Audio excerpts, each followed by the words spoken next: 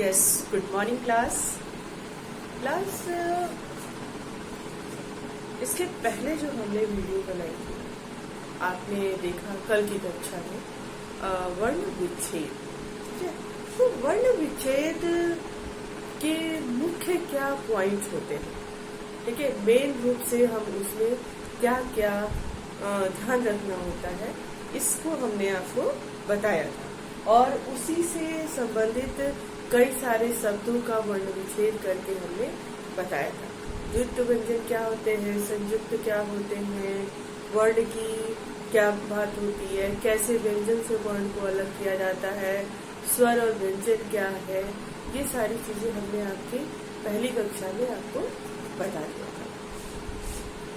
और वर्ण विच्छेद ऐसा पाठ है जिसको बहुत अच्छे से समझने के लिए हमें बार बार प्रैक्टिस की जरूरत पड़ती है।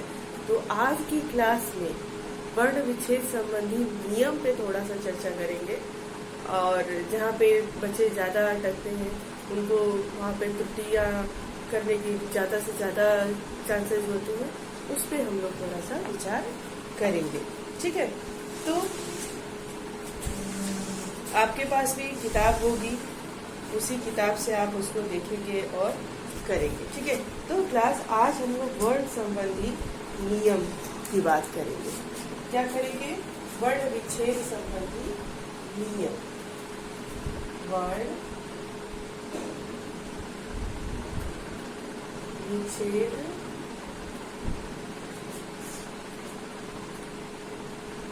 यहाँ पर भी लिख सकते हैं लेकिन वो गलत होगा। संबंधी, वर्ण संबंधी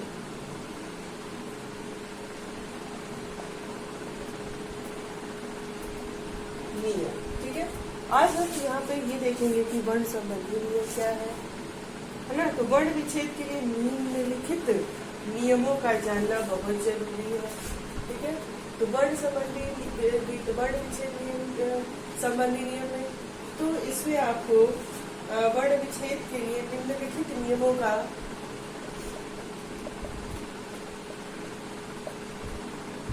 वर्ण विच्छेद के लिए निम्न नियमों का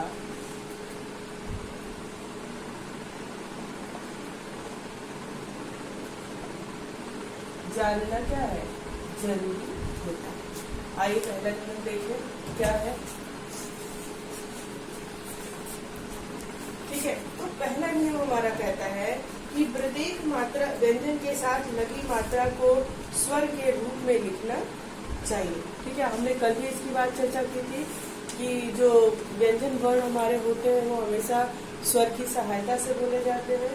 तो देखिए पहला नियम ये कहता है कि प्रत्येक व्यंजन के साथ लगी मात्रा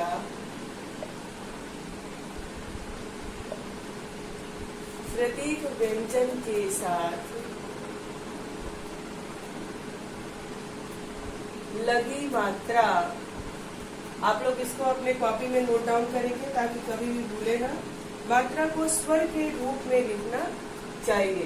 मात्रा को स्वर के रूप में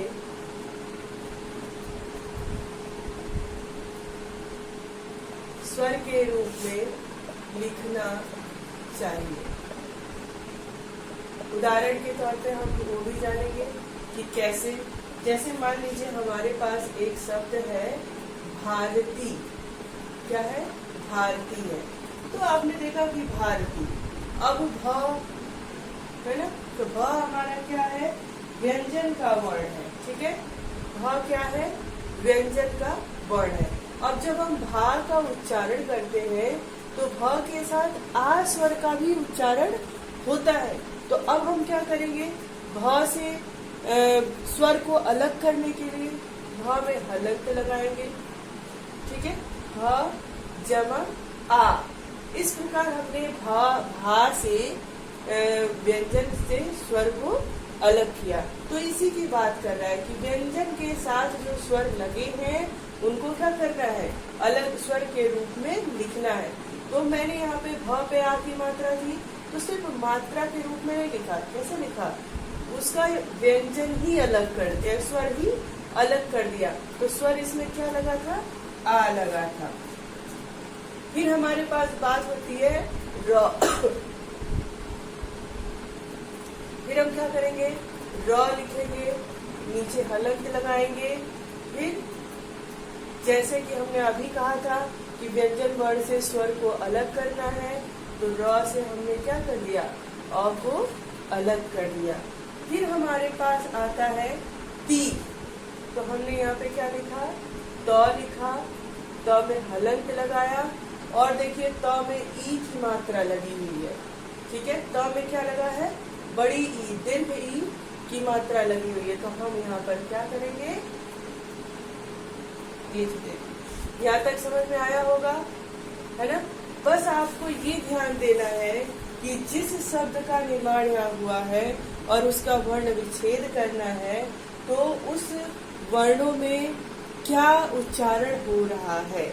ठीक है, अगर मात्रा लगी है तो किसकी मात्रा लगी है, अगर उस वर्ण में मात्रा नहीं लगी है तो उसमें से क्या अलग होगा। ठीक है, और उसको फिर इस प्रकार से आप वर्ण विच्छेद उसका करेंगे। आया होगा समझ में। आइए दूसरा शब्द देख लेते हैं।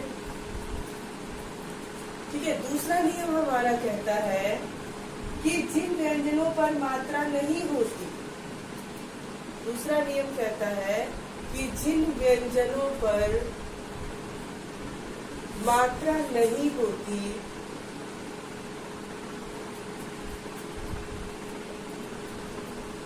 जिन व्यंजनों पर मात्रा नहीं होती उसके नीचे हलंत चिन्ह लगाकर, उसके नीचे ये हलंत का चिन्ह है, हलंत चिन्ह लगाकर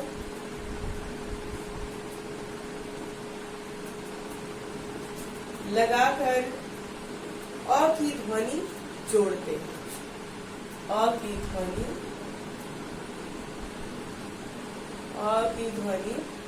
जोड़ते हैं। ठीक है, अभी हमने आपको चर्चा किया था ना कि आप देखोगे कि व्यंजन जो है, व्यंजन के जो वर्ण है या फिर जो भी अक्षर हमारे सामने है वो क्या है, स्वर है या व्यंजन है। अगर स्वर है तब तो उसको एज इट इज लिखेंगे, कुछ अलग नहीं करेंगे। लेकिन व्यंजन का वर्ण है तो उसमें मात्रा लगी है, नहीं लगी है, कौन सी मात्रा लगी है। ठीक है, ये देखेंगे। यदि उसमें कोई भी मात्रा नहीं लगी है तो हम उस वर्ण में को स्वर अलग करेंगे। कैसे करेंगे कि उस वर्ण को लिख करके उसमें हलंत लगाएंगे, जमा अ की बात करेंगे। अभी उदाहरण के रूप में उसको हम समझाते हैं। ठीक है, जैसे हमारे पास मान लीजिए ले लेते हैं भा। ठीक है, ले लेते हैं भ। ठीक है, चलिए बात करते हैं की और क। आई बात समझ में। अब देखिए जब हमारे पास भ है, अब भा का उच्चारण करें ना, भा, जब उच्चारण करते हैं तो आ की ध्वनि सुनाई देती है। जब उच्चारण कर रहे हैं तो आ की ध्वनि सुनाई दे रही है, और जब आ की ध्वनि सुनाई दे रही है इसका मतलब भ में क्या है, आ लगा हुआ है।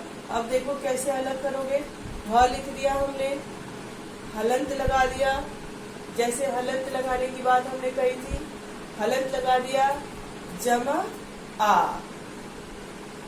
ठीक है, उसी तरह हमने भ लिखा है।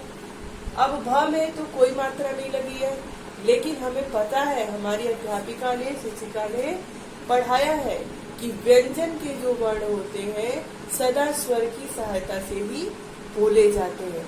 तो हम इसको भी अलग करेंगे। कैसे करेंगे, भ लिखेंगे, हलंत लगाएंगे, जमा अ। यहाँ पे आपको स्पष्ट है, की का जब उच्चारण कर रहे हैं तो हमें दीर्घ ई की बात समझ में आ रही है। तो यहाँ पे क, हलंत, जमा ई। ध्यान रखोगे बच्चों की मात्रा लगी है तो कौन सी, हस्व लगी है, दीर्घ लगी है, ए की लगी है, ए की लगी है, कौन सी मात्रा लगी है। ठीक है, फिर यहाँ पे क्या है, क। ठीक, क, हलंत, जमा अ। ठीक है, अभी आज हमने इसमें क्या किया, 2 नियम पढ़ा और हर नियम को उदाहरण से लेकर के देखा कि किस तरह से उसका वर्ण विच्छेद हम करेंगे और हमें वहां पर क्या ध्यान देना है। ठीक है, चलिए आते हैं अगले नियम पे।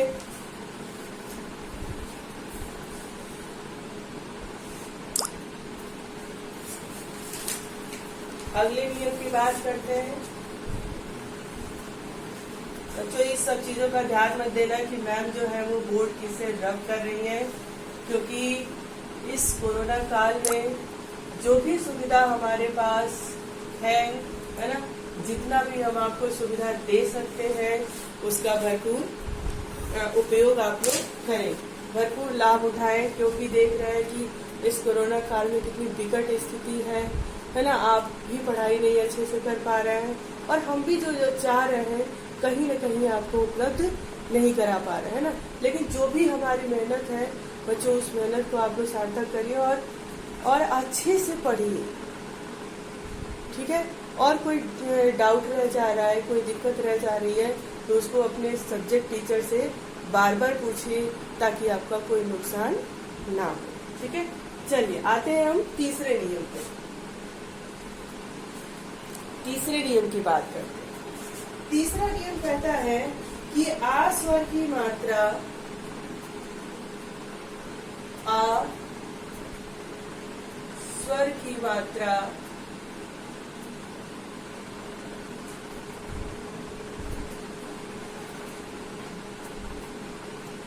आ स्वर की मात्रा व्यंजन के बाद लगाई जाती है। ठीक है, आ स्वर की मात्रा ये मात्रा होती है, तो कैसे लगाई जाती है, व्यंजन के बाद लगाई जाती है। हमने कई बार आपको बताया व्यंजन के बाद लगाई जाती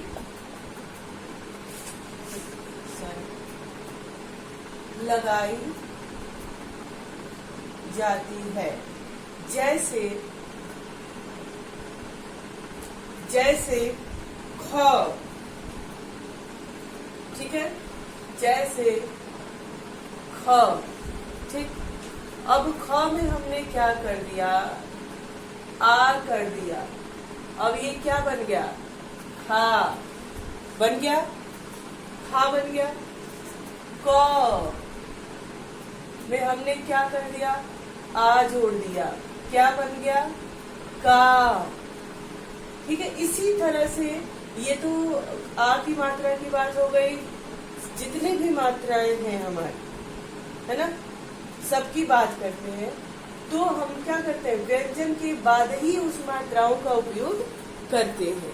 हमने अपने पहले वीडियो में बताया था कि एक शब्द है किताब।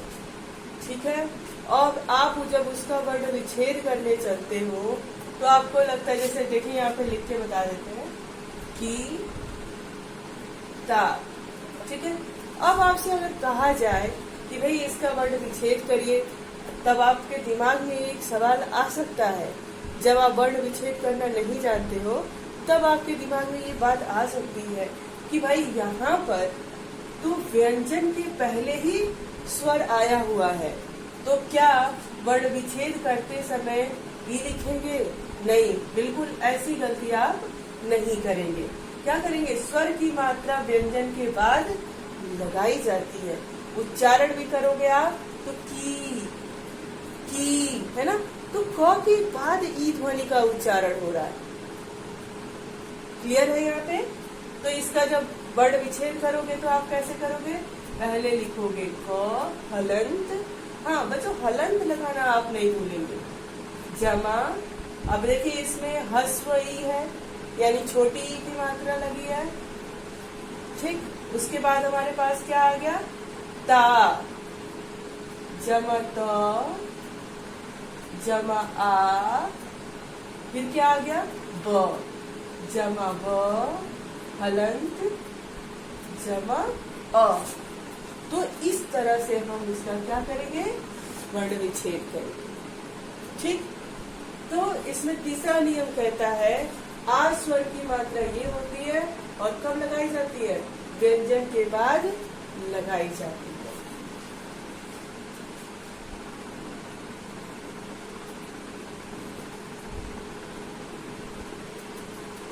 ठीक है, चलिए अगले बात की बात करते हैं हम। वैसे हमने इसको एक ही वीडियो में ये सारे नियम आपको बता दिए हैं, लेकिन और भी विस्तारित रूप में बता देने पर आपको ये रहेगा कि कभी भी आप वर्ण विच्छेद करना भूलोगे नहीं। ठीक है, तो चलिए अगला नियम कहता है ई स्वर की मात्रा व्यंजन के पहले लगाई जाती है। अभी हमने आपको यहाँ पे बता भी दिया, इसका नियम भी बता दिया। ठीक है, ई स्वर की मात्रा जो होती है वो व्यंजन वर्णों के पहले लगाई जाती है। जैसे कि यदि शब्द में ई मात्रा युक्त व्यंजन लगा है तो वर्ण विच्छेद करते समय उसे व्यंजन ई के रूप में लिखा जाता है। हमने अभी आपको यहाँ पर बता दिया, इसी नियम की बात वो कर रहा है। ठीक है, चलिए अब अगले नियम में आते हैं। ये तो ह्रस्व ई की यानी छोटी ई की बात किया। अब दीर्घ की बात कैसे करता है? कहता है कि अगर ईश्वर की मात्रा, अब आपको पता ही है कि ईश्वर की मात्रा अगर मात्रा में लिखे तो कैसे लिखेंगे, है ना? आपने मात्रा पढ़ाई होगा, कैसे लिखेंगे? ऐसे लिखेंगे। ठीक है, तो व्यंजन के बाद लगाई जाती है। जैसे ख, व्यंजन ई की मात्रा व्यंजन के बाद लगाई जाती है। ठीक है, ह्रस्व ई यानी छोटी ई की मात्रा कैसे लगती है? व्यंजन के ऐसे पहले लग जाती है, लेकिन जब उसका वर्ण विच्छेद करेंगे तो ई यहाँ पर लिखेंगे। बड़ी ई की मात्रा व्यंजन के बाद लगाई जाती है। ठीक है, जैसे मान लो अगर हमने लिख लिया गीता, गीता, गीता पे हमने दीर्घ ई लगाया है तो व्यंजन के बाद इसकी मात्रा लगाई है। ठीक है, गीता।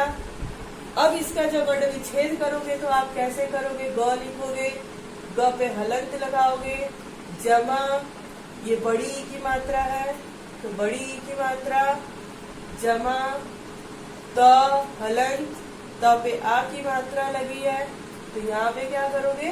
आ की बात करोगे। आई बात समझ में? कुल मिलाकर आपसे कहने की बात ये है कि जब भी आप वर्ण विच्छेद करोगे किसी शब्द से, वर्णों को अलग करोगे, है ना, एकदम तोड़ दोगे किसी शब्द को, तो आप उसमें ध्यान रखोगे कि व्यंजन का वर्ण, स्वर का वर्ण या फिर मात्रा कौन सी है, किसके बाद मात्रा लगाई गई है, उसका ध्यान रखते हुए आप इस तरह से वर्ण विच्छेद करोगे। ठीक है, चलिए अब हम बात करेंगे ऊ की मात्रा की। हमने इसके पहले वाले वीडियो में आपको बताया था ना कि दो शब्द होंगे, एक तो ये रुपया, रुपया का उच्चारण जरा करिए, रुपया, रुपया आपको समझ में आ जाएगा। र पे क्या है? छोटे ऊ की मात्रा है। अगला शब्द वर्ण है हमारा रूढ़, रूढ़। तो जब रूढ़ का उच्चारण करते हैं आपको पता चल जाता है कि यहाँ पे दीर्घ ऊ की बात कर रहा है। इस रुपया में छोटे ऊ की बात कर रहा है, इस रूढ़ में बड़े ऊ की बात कर रहा है। ठीक है, तो जब इसका हम वर्ण विच्छेद करेंगे तो ठीक उसी तरह से करेंगे। कैसे करेंगे? र, ये आपका 5वां 6वां नियम है ना? र, वो नियम हम आपको सारे पहले वीडियो में शॉर्टकट में ही बता चुके हैं। उसको 2 से 3 बार पढ़ोगे और उसका जो शब्द लिख करके उसका वर्ण विच्छेद किया है तो आपको आसानी से समझ में आ जाएगा। नींद में भी आपको अगर किसी शब्द का वर्ण विच्छेद कोई पूछ दे तो आप बता लोगे, लेकिन उस वीडियो को देख करके अपनी कॉपी में लिख लोगे और याद कर लोगे कि हमें करना क्या। ठीक है, अब देखो रुपया, तो रुपया, रुपया उच्चारण कर रहे हैं तो वो की मात्रा बड़े कम, मतलब जो हमारा वायु प्राण बहुत कम देर के लिए आ रहा है ना, एक की मात्रा लग रहा है। तो र हलन जमा छोटा ऊ, प हलंत, अ जमा या, य जमा आ। आई बात समझ में? अब यहीं पे रूढ़, रूढ़, तो इस रू और इस रू में अंतर है। जब उच्चारण कर रहे हैं तो एक मात्रा अधिक समय लग रहा है, यानी हमारी प्राणवायु जो है थोड़ा अधिक समय ले रही है। इसका मतलब कि इसमें बड़े की मात्रा लगी हुई है। तो देखो र हलंत जमा बड़ा ऊ, ढ को ऐसे ही लिखेंगे, हलंत लगा देंगे और जमा अ। एक चीज और मैंने बताई थी कि ड और ढ ये दोनों जो वर्ण है, कभी भी शब्द बनाते समय इनका प्रयोग पहले नहीं होता है। इस बात का ध्यान हमेशा रखेंगे। हमेशा शब्द के अंत में ही ये दोनों वर्ण आते हैं। ठीक है, तो उम्मीद कर रहे हैं कि आपको वर्ण विच्छेद कैसे करना है, किन नियमों का ध्यान रखना है और किस तरह से वर्ण विच्छेद करते समय क्या ध्यान में रखना है। ठीक है, और उसके बाद से बच्चों कुछ शब्द दे रहे हैं, वो आपका होमवर्क होगा। उसको आप करके आप अगली कक्षा में या फिर उसी दिन हमें आप दिखाएंगे। ठीक है, तो अभी कुछ शब्द यहाँ पे लिख दे रहे हैं, आप उसको अपनी कॉपी में नोट डाउन कर लीजिएगा। जैसे गणित का सवाल बार बार प्रैक्टिस करते हो तभी जा करके आपको आता है, उसी तरह से बच्चों हिंदी का व्याकरण हो, अंग्रेजी का व्याकरण हो, ये व्याकरण के कुछ ऐसे नियम होते हैं जिसकी बार बार जब हम प्रैक्टिस करते हैं तभी वो हमसे सही हो पाता है। ठीक है,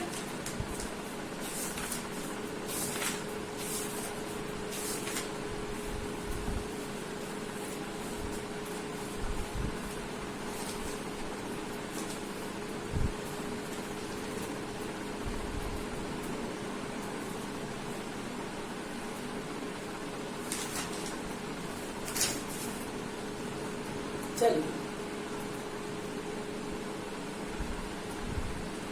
अंजना,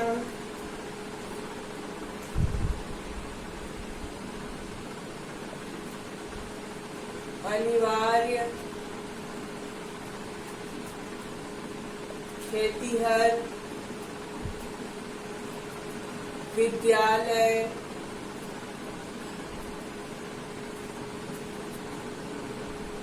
गब्बर, प्रसिद्ध और घंटी। ठीक है, ये आपके पास 5-6 शब्द हैं। इसका वर्ण विच्छेद ये आपका क्या है, गृह कार्य है। Thank you class.